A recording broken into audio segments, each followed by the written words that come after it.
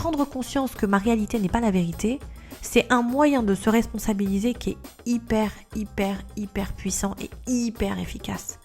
Parce que finalement, quand tu vis un conflit, eh bien, je ne suis pas celui qui détient la vérité.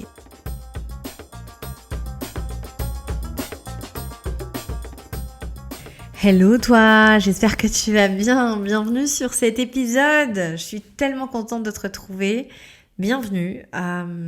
Aujourd'hui, j'ai envie de te parler d'un truc hyper important et hyper délicat parce que j'ai mis énormément de temps à le comprendre et j'essaie de tous les jours le transmettre en consultation avec mes clients parce que c'est un élément super important qui n'a pas encore transmis tous ces enseignements, mais qui est fondamental. J'ai envie de te parler du fait que ta réalité n'est pas forcément la vérité. Ma réalité n'est pas forcément la vérité. C'est hyper compliqué de se dire qu'une situation vécue, un événement vécu, n'est pas ma perception de cet événement et la manière dont je l'ai vécu n'est pas la vérité.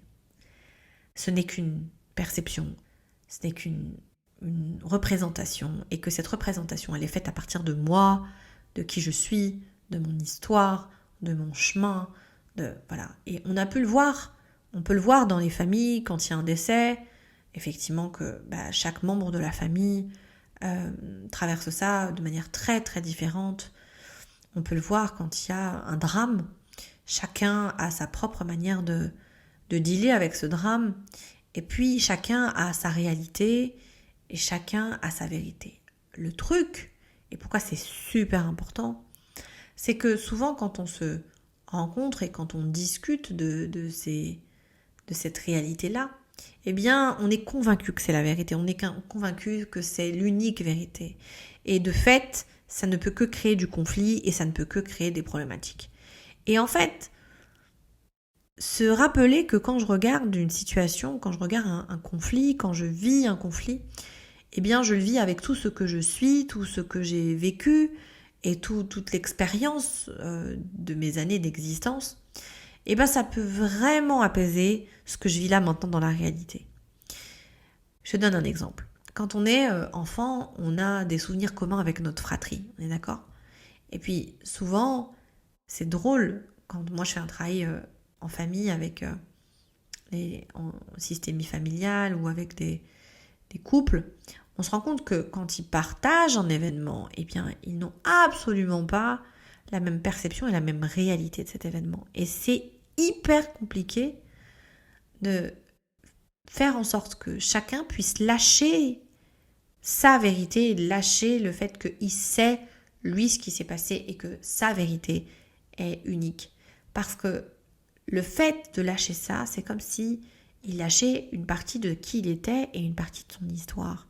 Et c'est là où j'ai envie que tu regardes peut-être un endroit de toi, une situation de toi qui est difficile, une situation où tu étais impliqué et où voilà, les versions sont très très divergentes. Parce qu'en fait, quand tu regardes ça, tu te rends compte que qu'est-ce qui est important finalement ? Est-ce que ce qui est important, c'est de dire que ce que tu as vécu est vrai ? Ou est-ce que ce qui est important, c'est de résoudre ce que tu as vécu et d'en faire quelque chose ? Parce qu'en réalité, camper sur sa vérité, camper sur un tel est monstrueux, un tel est profondément gentil, un tel est manipulateur et l'autre est une pauvre victime, c'est un moyen de maintenir une espèce de cadre hyper sécurisant qui va nous permettre de ne pas nous regarder individuellement et de ne pas nous responsabiliser. Donc, prendre conscience que ma réalité n'est pas la vérité, c'est un moyen de se responsabiliser qui est hyper puissant et hyper efficace. Parce que finalement, quand tu vis un conflit, eh bien, je ne suis pas celui qui détient la vérité. J'ai une réalité et cette réalité n'est que la mienne. Alors je peux décider que la réalité d'autrui, j'en veux pas, tu vois. Je peux décider que cette personne qui a cette vision de ce qu'on a vécu ne me convient pas et je peux lui demander de sortir de ma vie et si elle le veut pas, je peux aussi quitter la sienne. Mais en aucun cas, je dois venir imposer ma réalité et imposer ma vérité parce que, in fine, ça te met dans un état vachement douloureux, vachement compliqué, vachement conflictuel et que c'est pas forcément nécessaire. Donc, prendre le temps de regarder ce qui est réel, prendre le temps de regarder que finalement la réalité, c'est sa propre réalité et que ça nous demande énormément de sagesse, de patience, de prise de recul, de prise de hauteur et que de savoir en fait et savoir finalement peut-être que c'est pas la mission, tu vois. Peut-être que la mission c'est de traverser, peut-être que la mission c'est d'aller plus loin, plus haut, de s'élever, mais pas forcément de savoir ce qui est vrai. Et donc, ta vérité à toi est forcément en lien avec ton chemin, et c'est ton chemin, c'est tout ton héritage qui regarde cette vérité. Ne l'oublie pas, parce que ça peut te permettre de résoudre un tas de problèmes, et puis surtout, ça peut te permettre de passer à autre chose, de plein de situations hyper compliquées et hyper conflictuelles. Tu sais, pour pouvoir regarder ça, c'est de se dire que finalement, en regardant ma réalité et en regardant mon interprétation de ce que je vis, ça me permet vraiment d'aller dans une partie de moi qui est juste pour moi, mais pas forcément pour l'autre. Et c'est là que commence le chemin de l'intelligence relationnelle, de l'empathie, de l'écoute et du respect de l'autre.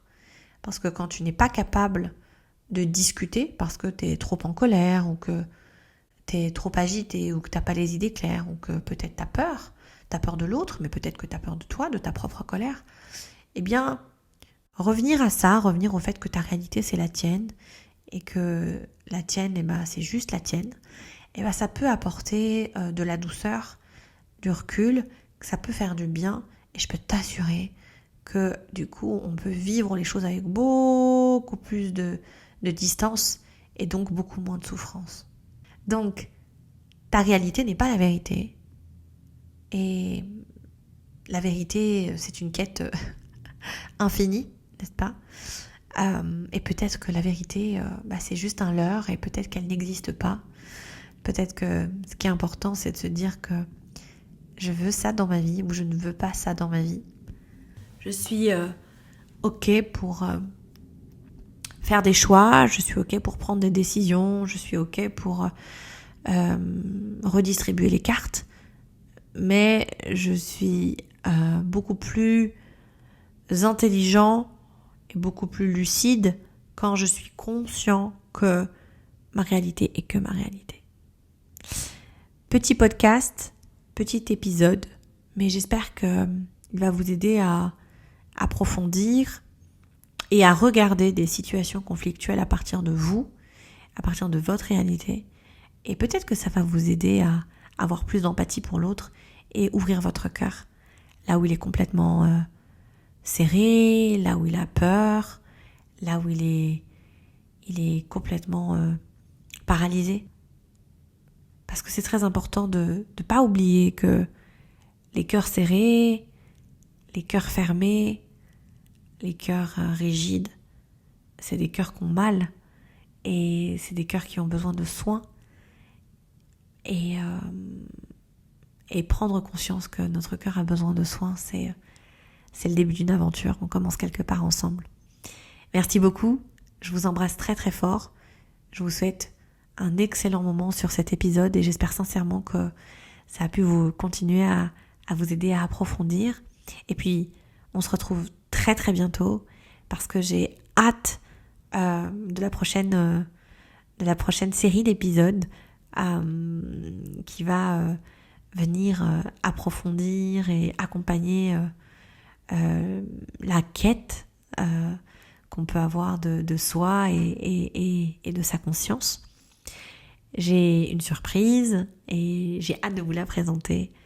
J'ai hâte de vous présenter ce premier épisode de la série. Je vous aime très fort et j'attends vos retours. Et bien sûr, vos suggestions pour les prochains épisodes. Je vous embrasse très très fort. Prenez bien soin de vous.